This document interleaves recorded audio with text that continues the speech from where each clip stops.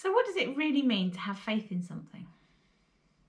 If you want examples of what it means to have faith, then I suggest reading Hebrews chapter 11, as this entire chapter is devoted to explaining faith and giving examples of people who exercised faith. The modern word faith is defined as a complete trust or confidence in someone or something. And this hasn't really changed from the Greek word pistis, which is defined as the conviction of the truth of anything. So what do you need to believe in something? Most people would say that they needed proof that it existed. And how do we get proof? We need evidence. And if we have personal experience, even better. Let's use the example of the chair. Now, I know some of you have probably heard this example used more than once, but it works. You walked up to your dining room table and pull out a chair and sit down. Do you ever wonder if the chair is going to hold you? Probably not. Why? Well, because you have years of experience at using chairs and watching other people use chairs. You know how they work, and every other time you've sat on this particular chair, it has held you. You have evidence and experience that leads to faith in this particular chair. I recently picked up a new office chair from FreeCycle. Now, FreeCycle, if you've not heard of it, is a online. It basically, you get stuff for free. So there's no guarantee. It's not like you're buying something. There's no guarantee that this is actually any good. You just go and pick it up. So I had no evidence that this particular chair would hold me. So the first time I sat on it, I was more careful. You sit down gingerly. Is it actually going to work? But it held me. And now I have experience that proves that this chair works. But what if the chair was invisible? Never mind the bruises that I'd get from walking into it all the time. I know how a chair works. I could touch it and I'd make sure it was chair-shaped. But the very first time I sat in it, I would still sit down very, very carefully.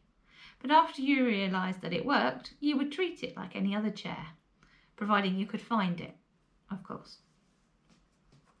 So because of this evidence and experience, you have faith in chairs.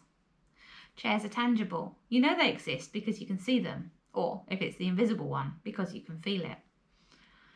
But what about something that's intangible, something that you can't see? What about love? I know my parents love me, but it doesn't appear as a big red cloud of hearts that floats out of them towards me. I know it's real through their actions. I've experience of that love through the things that they do for me. We believe in something because we are persuaded it's true. We have faith in that thing. However, a thing does not become true just because we believe in it. Although, wouldn't that be cool? Just think of what we could do. Our faith in God comes from the experiences that we've had in our own life. When we first learn about God, it comes from other people's experiences and the evidence that they can demonstrate in their lives. But as you get to know Him, your faith grows. Your faith grows through consistency as God proves over and over again that He won't let you down. So what do we know about God? We know He chose to create us and therefore we're valuable to Him. He was powerful enough to create the world, including us. He wants a relationship with us. He wants this relationship so much that He sent His Son to die for us. And because we are His, He takes care of us. I'm sure that many of you have stories from your lives where God has proved His faithfulness.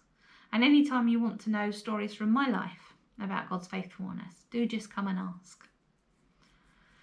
God wants us to trust Him. He wants us to have faith that He is in control.